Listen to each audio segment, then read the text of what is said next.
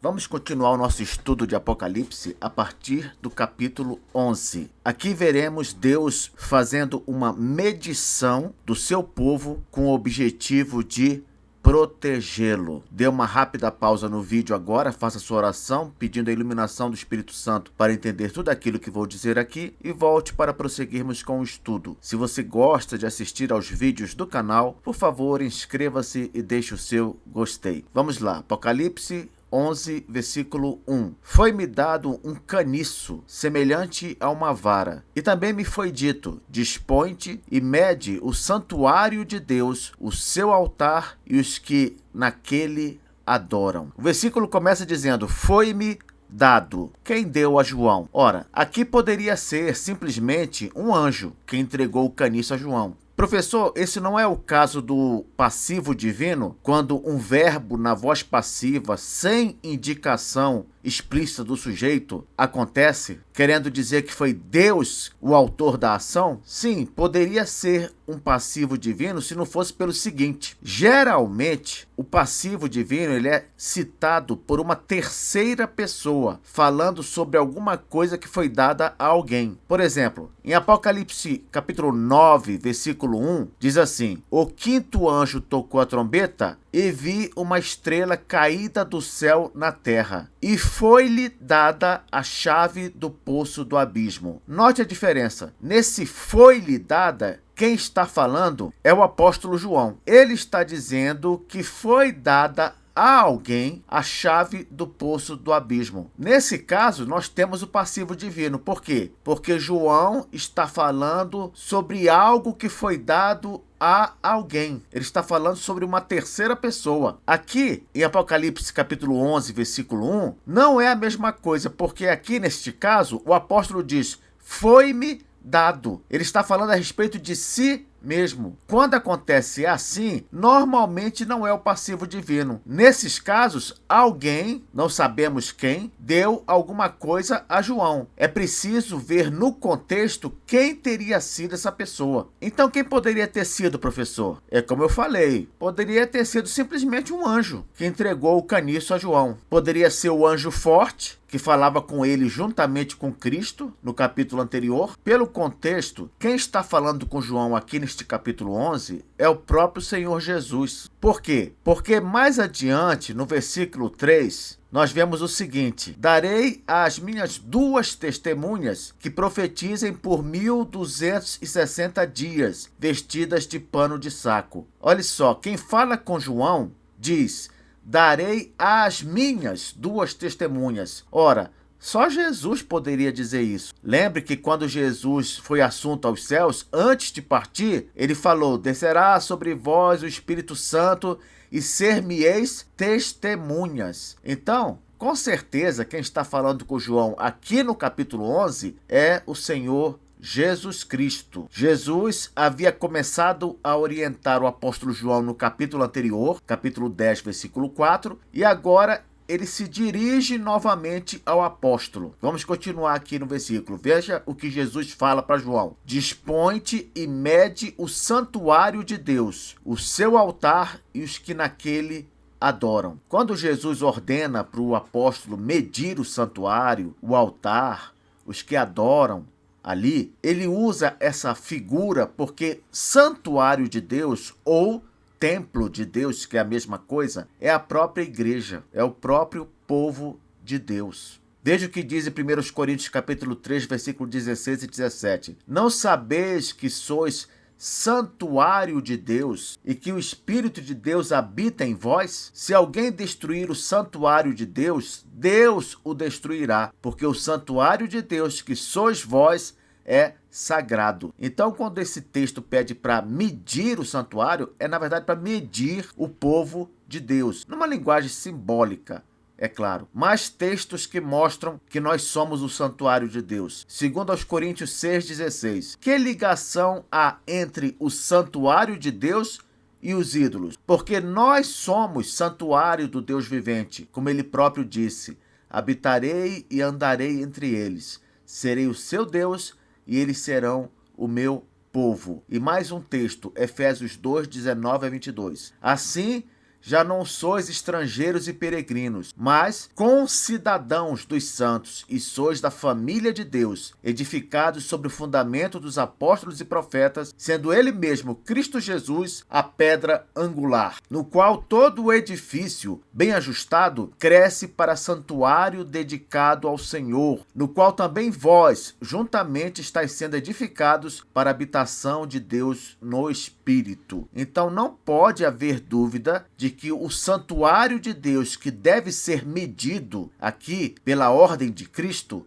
é o povo de Deus. Mas o texto diz o seguinte também: mede o santuário de Deus, o seu altar e os que naquele adoram. Como entender isso? Preste atenção. A menção do altar do incenso é uma alusão ainda ao povo de Deus, só que focalizando a sua atividade de oração. O altar do incenso era de onde partia o aroma agradável a Deus. É um símbolo das orações dos santos que chegam ao Senhor. Então, quando fala para medir o santuário, o altar, os que nele adoram, é tudo a mesma coisa, só que usando termos diferentes para focalizar aspectos diferentes do mesmo povo de Deus. Então, quando fala o seu altar, agora é o povo de Deus de novo, mas focalizando o povo de Deus que ora. E quando diz, e os que naquele adoram, é a menção dos adoradores, uma alusão ainda ao povo de Deus em sua atividade de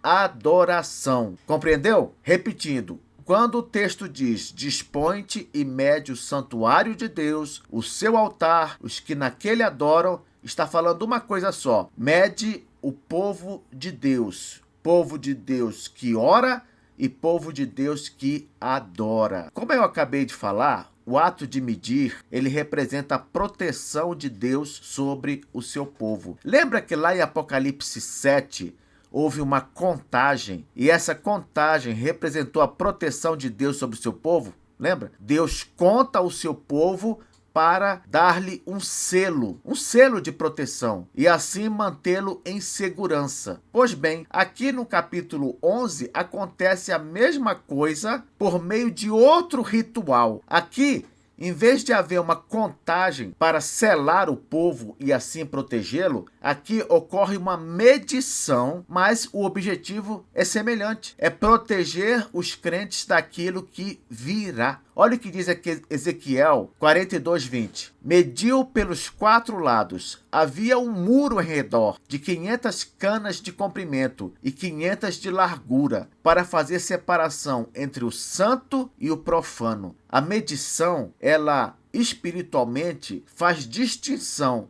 entre o que é santo e o que é profano. Diz também lá em Zacarias, capítulo 2, versículo 1 a 5. Tornei a levantar os olhos e vi, e eis um homem que tinha na mão um cordel de medir. Então perguntei, para onde vais tu? Ele me respondeu, medir Jerusalém, para ver qual é a sua largura e qual o seu comprimento. Eis que saiu o anjo que falava comigo, e outro anjo lhe saiu ao encontro. Ele disse, corre, fala a este jovem, Jerusalém será habitada com as aldeias sem muros, por causa da multidão de homens e animais que haverá nela. Pois eu lhe serei, diz o Senhor, um muro de fogo em redor, e eu mesmo serei no meio dela a sua glória.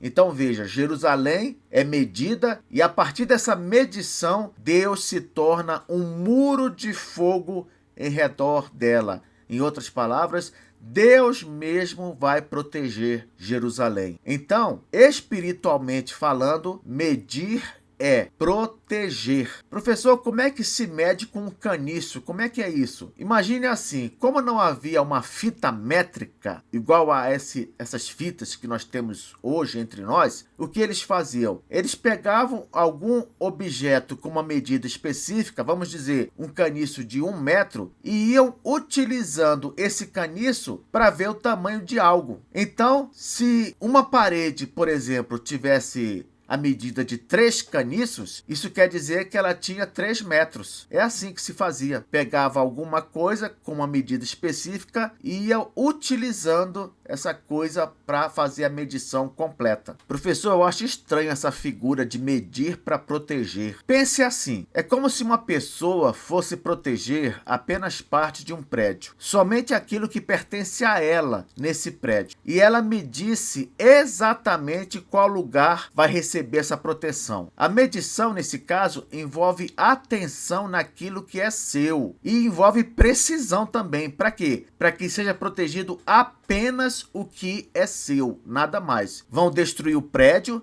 aí você mede uma parte do prédio, aquela parte é sua. Só aquela parte não vai ser destruída no prédio. Aquela parte que foi medida por você. O mesmo acontece com o mundo. O mundo, como se fosse um prédio gigantesco, vai ser destruído. E aí Deus mede só a parte que lhe pertence. Essa parte é o povo de Deus. Vamos para o versículo 2. Mas deixa de parte o átrio exterior do santuário, e não o meças, porque foi ele dado aos gentios. Estes, por 42 meses, calcarão aos pés a cidade santa. Muita atenção agora neste versículo para você não se perder. Vamos lá. O átrio exterior do santuário deve ser ignorado na medição. Por quê? Porque esse átrio exterior a que ele está se referindo aqui, ele era ocupado no Antigo Testamento por crentes não judeus. Lá no templo do Antigo Testamento, o átrio exterior do templo, aquele átrio ou pátio que ficava do lado de fora, ele era ocupado por crentes que não eram da nação de Israel, crentes não judeus. Porém, hoje, após a vinda de Cristo, esse pátio não tem mais serventia. Por que não? Porque hoje, crentes não judeus e judeus são iguais diante de Deus. Agora, na era da igreja, não há regalia para um em detrimento do outro. Compreende? É tudo povo de Deus. Não é como algumas igrejas ensinam aí, que o judeu é mais especial que o gentil. Não. Todos fazem parte do mesmo povo de Deus. Todos compõem a igreja. Então, se o átrio exterior, o pátio de fora, não tem mais utilidade, o que acontece com ele? Aqui o versículo revela, ele é dado aos gentios, que neste caso passa a se referir aos não crentes existentes no mundo. Aqui no Apocalipse, gentios vai ser um termo utilizado para se referir de forma geral aos não crentes. Então, quando fala, deixa de parte o átrio exterior do santuário e não meças, porque foi ele dado aos gentios. Quer dizer o seguinte, não proteja os não crentes. Eles que agora estão no átrio exterior, no pátio de fora, não devem ser medidos, ou seja, não devem ser protegidos. Diz também que esses gentios não crentes, por 42 meses, calcarão aos pés a cidade santa. Como assim? Calcar é esmagar, é fazer pressão, ou então comprimir com os pés. O que o texto está dizendo é que os não crentes do mundo pisarão a cidade santa por 42 meses. Professor, o que é a cidade santa neste versículo? Se nós considerarmos que a cidade santa no Apocalipse é outro símbolo para o povo de Deus, assim como o templo, basta olhar lá em Apocalipse 21, versículo 2, nós vamos ver lá que o povo de Deus, ele também é considerado a cidade santa. O significado aqui é que o povo de Deus vai ser protegido porque os não crentes pisarão os crentes por 42 meses. Isto é, os não crentes vão oprimir, vão perturbar, vão perseguir os crentes por esse período. E o que são os 42 meses? Você lembra? O que significam? Eles, de novo, dizem respeito à era da igreja. O período que eu venho mencionando aqui durante todo o estudo, entre a primeira e a segunda vinda de Cristo. No Apocalipse, esse tempo também é mencionado de outras formas. Por exemplo, em vez de 42 meses, às vezes fala 3 anos e meio, ou então fala 1260 dias. Não importa, seja 42 meses, 3 anos e meio, 1260 dias, o tempo é igual, é o mesmo tempo. É um tempo simbólico que se refere à era da igreja. Então, recapitulando, só os crentes serão medidos para proteção, os não crentes não. Os crentes serão protegidos durante a era da igreja. Protegidos do quê? Protegidos da perturbação e da perseguição dos não crentes. Professor, essa proteção quer dizer o quê? Exatamente. Quer dizer que, ainda que durante toda a era da igreja os não crentes fiquem nos oprimindo, perturbando, perseguindo, ainda assim eles jamais conseguirão nos desviar da fé. Eles jamais terão sucesso em nos fazer negar a Cristo. De maneira que, ainda que eles nos matem, nós iremos para a glória. Continuaremos nosso estudo do capítulo 11 de Apocalipse na próxima aula.